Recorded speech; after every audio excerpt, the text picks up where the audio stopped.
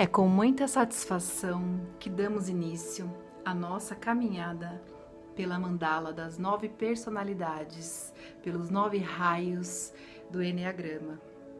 Vamos começar hoje pela tríade instintiva e com a personalidade 8 do Eneagrama.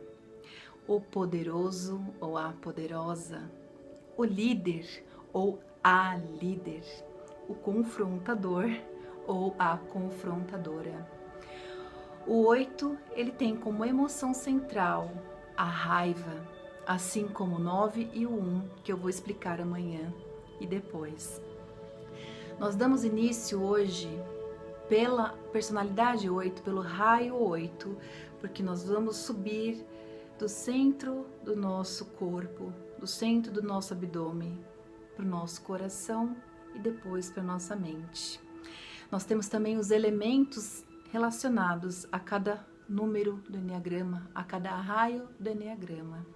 E o 8, ele tem a capacidade de autonomia, é uma personalidade muito prática, que gosta de fazer o que tem que ser feito, independente do que aconteça.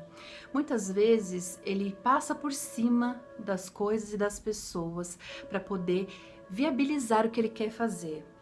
Por isso mesmo que ele é considerado muito poderoso, muito forte, porque ele tem a força, inclusive no corpo, no tom de voz, que geralmente é um tom de voz mais grave. É uma pessoa que não passa despercebida por onde quer que ela vá.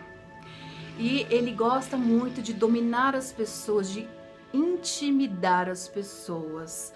E o vício emocional do 8, eu vou falar agora que é algo que ele precisa transcender de acordo com o nível de desenvolvimento. Todas essas qualidades a gente pode entender como tanto como defeitos como coisas boas. São características gerais das personalidades. Elas têm a ver com o nível de desenvolvimento, com o momento que a pessoa está enfrentando no dia a dia dela. Então, se ela está bem, ela está se sentindo integrada, a gente já sabe que ela vai acessar outra personalidade. No caso do 8, quando ele está se sentindo integrado, é quando ele está lá na personalidade 2 como ajudante. Então, a raiva dele é moderada. Ele, apesar de ser uma pessoa raivosa, ele ou ela, ele tem um coração muito grande. Então, se o 8 fosse um animal, ele seria um urso forte, mas fofo ao mesmo tempo. São pessoas que agem primeiro com o corpo, que têm um corpo robusto, que pisam firme, que muitas vezes esbravejam para serem atendidos. E também, apesar disso, tem aquele coração que é generoso, que ele esconde atrás dessa máscara, dessa casca de pessoa robusta. Então ele vai lá no 2, quando ele está se sentindo integrado e gosta muito de ajudar as pessoas, de ser solidário, de contribuir, de doar o que ele sabe.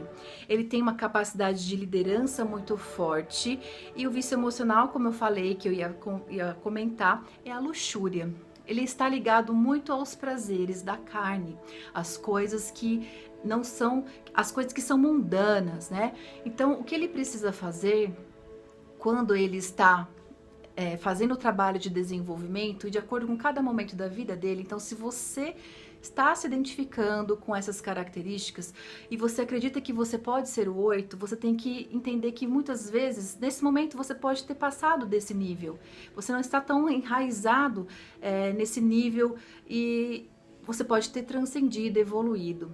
O 8, quando ele está sob estresse, ele acessa a personalidade 5. E o 5, como ele já é introspectivo, o 8 ele fica mais introspectivo, fica mais na dele, ele quer guardar tudo aquilo que ele sabe só para ele.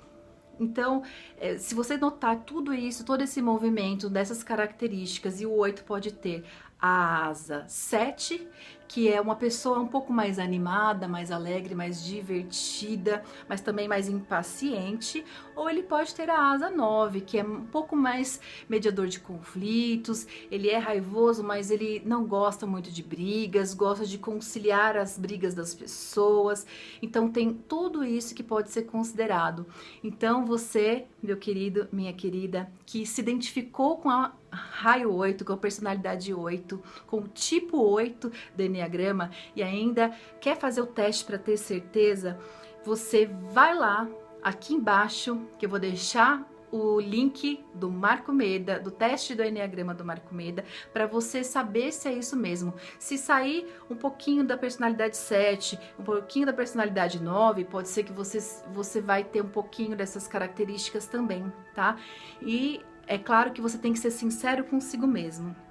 Então, espero que eu tenha contribuído com essa mensagem do dia de hoje. E amanhã nós vamos falar sobre o raio 9 do Enneagrama, o pacificador ou a pacificadora, o pacifista ou a pacifista. Grande beijo.